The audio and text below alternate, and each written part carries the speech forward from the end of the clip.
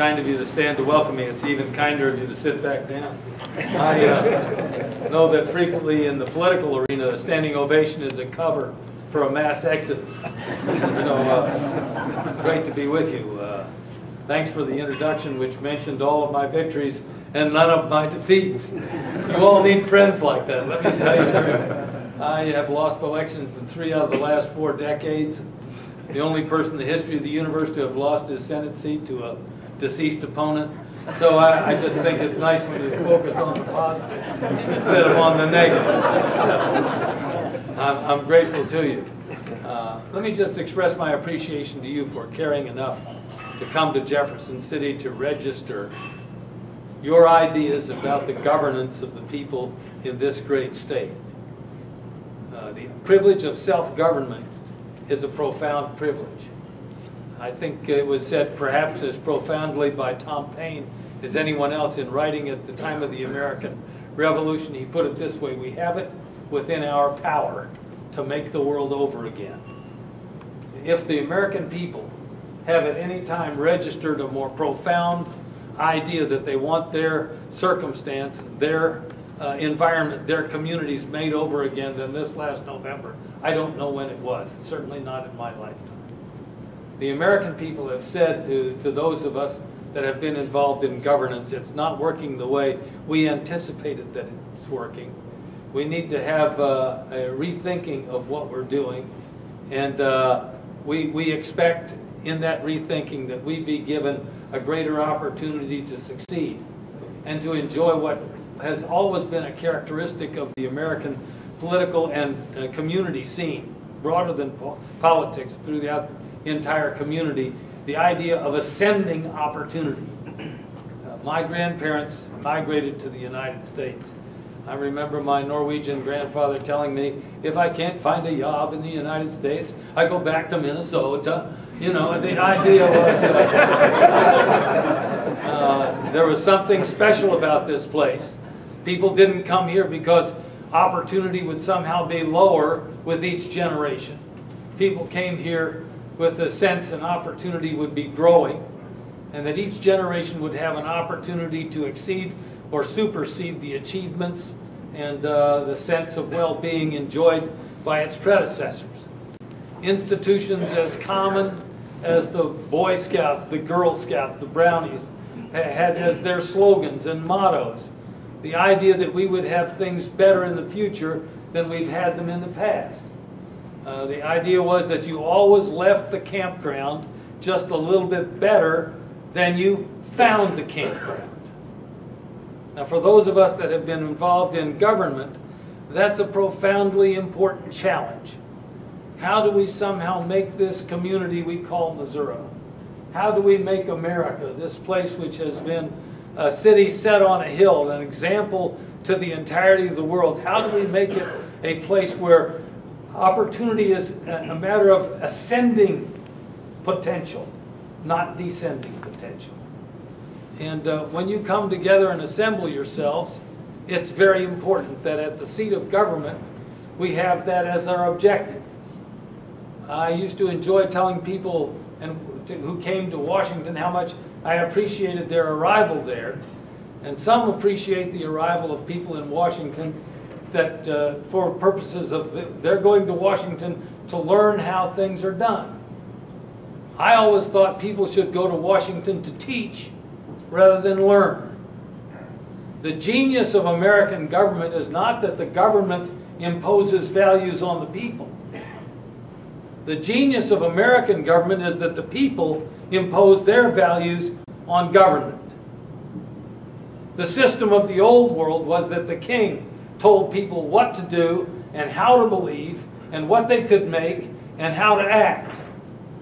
The system in the new world was that the people told the government what to do, what to believe, how to act in ways that would allow the people higher and higher levels of achievement. And as a result, we had these flows of migration that came to the United States. And let me just say, they continue to come to the United States, both legally and illegally, drawn by this magnet of opportunity.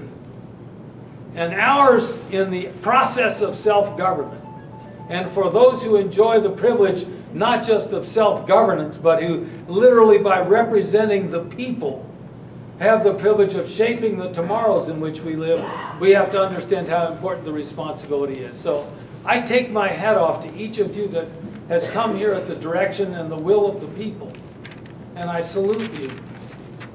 And I plead with you to find ways to expand the capacity of the people, not to contract it.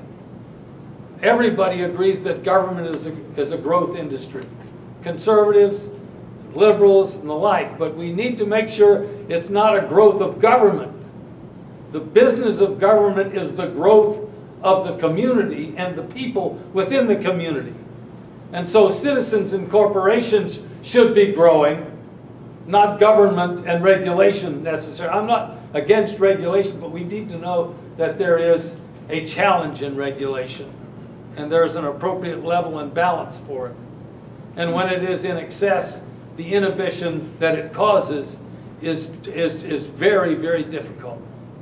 And we happen to live in an age when it is not possible for us to say, well, it's tough. If we overdo things, they'll just have to live with it. We don't any longer live in a world when industry or enterprise has to live in a specific environment. I have the privilege of working in a pretty international world, and it's clear to me in my businesses now. I have the wonderful privilege of working with the former Speaker of the House, State of Missouri, Catherine Hanaway, and I couldn't have a better person to work with in the state of Missouri. We have offices in Boston, Washington, Northern Virginia, St. Louis, Kansas City, Dallas, and Austin, Texas. And I was on the phone this morning, and my entire meeting was being translated in Russian.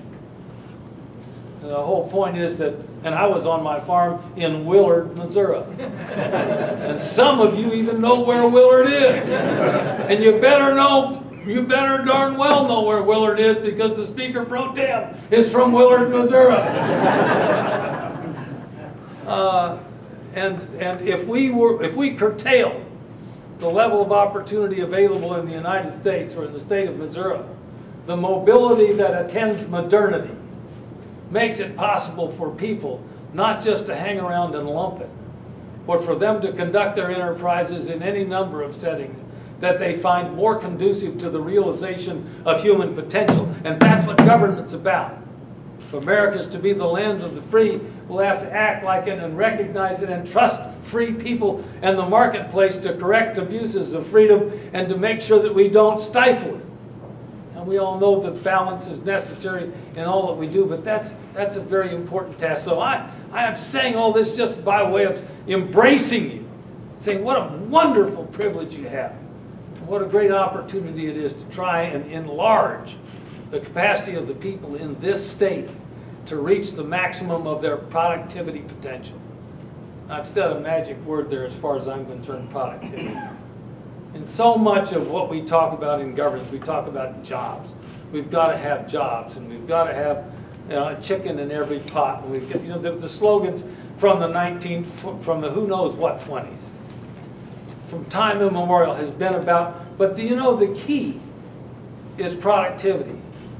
If we find it within our human capacity to devote ourselves with such energy, creativity, innovation, and productivity itself, to make sure that we can make something that other people want and are willing to pay for, we will prosper.